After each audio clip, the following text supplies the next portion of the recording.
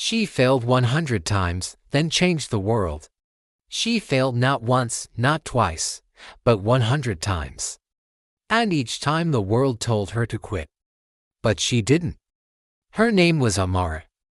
She was born in a small town where girls were expected to settle, not soar. She dreamed not of dresses or weddings, but of building things that mattered, solving problems, changing lives. At 19, she pitched her first invention, a low-cost water purifier for rural communities. It failed. Her design leaked. Her prototype collapsed. So she tried again.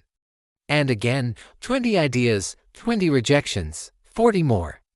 Still nothing. By the 80th, people started calling her the girl who couldn't get it right. She hit rock bottom. No support, no funding. Even her mentors said, maybe this dream isn't for you. She was ready to quit. But then one moment changed everything. She saw a report, a village that lost 12 children due to unsafe water. It broke her. But it also reminded her, this is why I started. She went back to the drawing board. Again, idea 101. It was different. Simpler, smarter, cheaper. She tested it herself. It worked. She brought it to the village. It worked again. Amara's 101st attempt didn't just work. It saved lives. In a year, her invention reached over 100 villages. Then NGOs noticed, then governments. Then the world. And the girl once known for failure became the woman known for impact. Today, Amara is a global innovator, a role model, a symbol of resilience. But she doesn't call herself a genius. She says, I just failed more than most were willing to, and I didn't quit. So whatever your dream is, whatever you've failed at, remember Amara. Remember that failure isn't the end.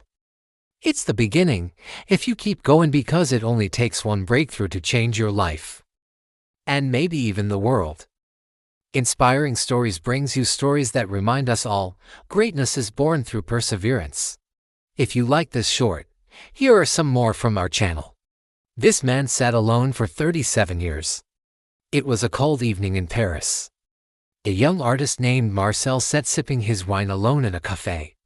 He watched couples stroll by, families laughing, friends catching up. A pang of loneliness hit him. He wished he had someone to share this moment with. But Marcel wasn't alone. For the past 37 years, he'd been sitting in the same spot every evening, waiting for a woman who would never come. You see, Marcel was once a celebrated artist, the toast of Paris. His paintings sold for thousands. He had everything: fame, fortune, adoration. But then Marie, his wife, his best friend, the love of his life, passed away. Grief-stricken, Marcel retreated into himself, shutting out the world. His friends tried to pull him out, but he resisted. They urged him to travel, to paint new landscapes, to meet new people. But Marcel refused. How could he enjoy anything without Marie? His doctor suggested therapy, but Marcel declined. What could a shrink do that he hadn't already tried? So he continued sitting in his cafe, day after day, year after year, until one day a young woman approached him. She introduced herself as Chloe and asked if she could sit with him. Marcel hesitated, unsure if he wanted company, but he nodded. And as they talked, something shifted within Marcel. For the first time in decades, he felt a connection, not romantic, but comforting. Chloe visited Marcel every day, bringing him food, listening to his stories, sharing her own. She never judged him for his obsession, never pressured him to move on. She simply sat with him in his grief.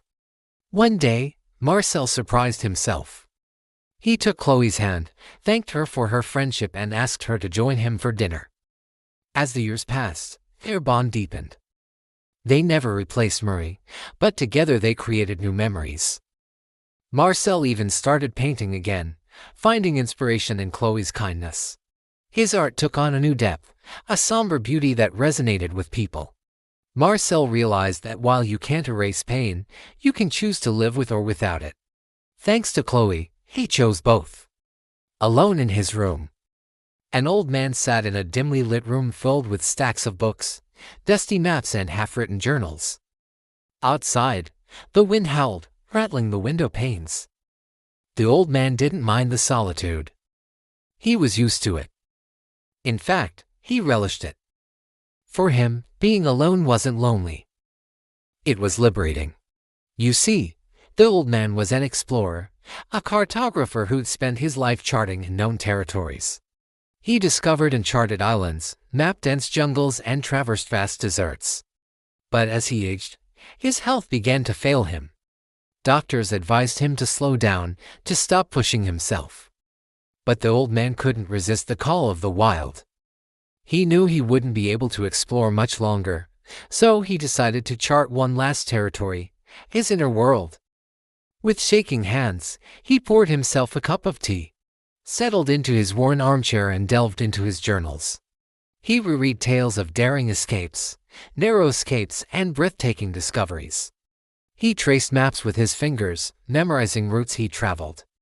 With each page, he relived the thrill of exploration, the joy of discovery. As night fell, the old man felt a strange sense of calm. He might not be able to roam the earth anymore, but he could always explore his memories. In the quiet of his room, surrounded by the relics of his adventures, the old man found solace. He realized that true exploration wasn't just about discovering new places. It was about discovering yourself. And he'd done just that. Alone in his room.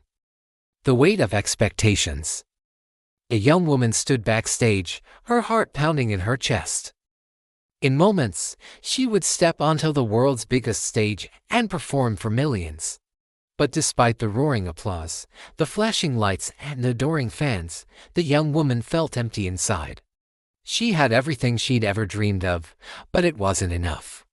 You see, the young woman was a singer, a pop icon whose music topped charts worldwide. She sold out stadiums and won countless awards. But behind the glamorous facade, she was deeply unhappy. She felt like a puppet, dancing to the tune of others. Her music label dictated what songs she released, what image she projected, and how she should behave. Her managers scheduled interviews, controlled her social media, negotiated contracts. And her fans, though well-meaning, expected her to be a certain way, to always appear happy and carefree. The pressure was immense. The young woman felt suffocated. She questioned if she should keep going. But then she stopped. She took a deep breath and straightened her posture. She thought of her grandmother, a woman who'd raised her on stories of courage, independence, and kindness. The young woman remembered her grandmother's words, "Be fearless." So the young woman stepped onto the stage, looked out at the sea of faces, and sang her heart out. That night, she poured every ounce of emotion into her performance. She poured out her pain, her confusion, and her hopes. And as she sang, something amazing happened. The audience listened. They didn't care about the notes or the chords. They connected with the emotion, the raw honesty of her voice. After the show, the young woman felt lighter. She still had expectations, but now she also had purpose. She realized that being a singer wasn't about being perfect. It was about connecting with people through music. The young woman continued performing, but now on her own terms. She used her platform to speak about mental health, to promote self-love, and to encourage others to follow their dreams. Sure, there were still days when the weight of expectations threatened to crush her, but the young woman never forgot her grandmother's words. She faced each challenge head-on, knowing that her story might inspire someone else to find their voice.